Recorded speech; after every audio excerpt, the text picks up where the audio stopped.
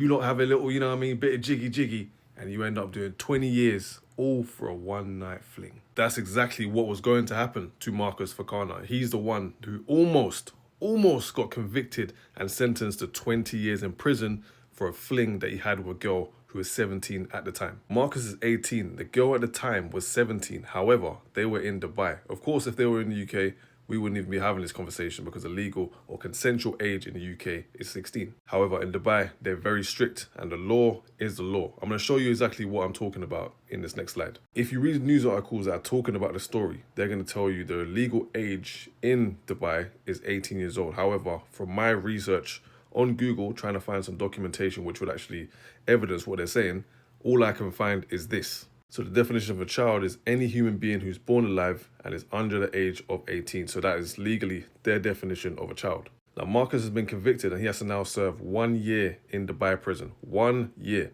Now, he hasn't been convicted due to the age of the person.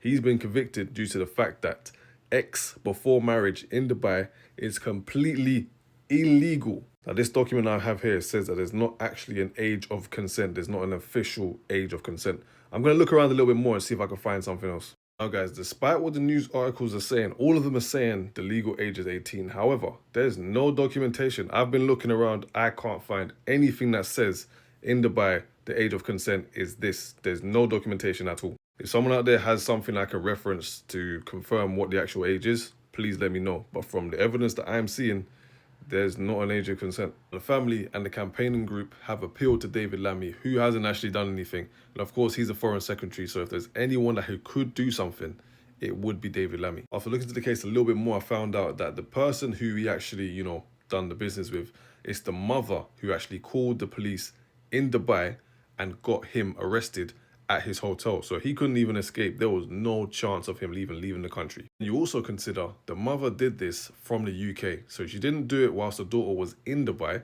because she understood that if she did call the police whilst her daughter was in Dubai, her daughter would also be charged for having X outside of marriage. And, she would have also been convicted and probably looking at a year in prison as well. I want to hear you guys' opinion. Is it fair to sentence him to 1 year in prison just simply due to the fact that they weren't married at the time when they did the deed? I'm going to continue to disregard what they're saying in the news unless I see some factual evidence which says the legal age or the age of consent is this. I'm going to continue saying it's due to the fact that it's illegal before marriage.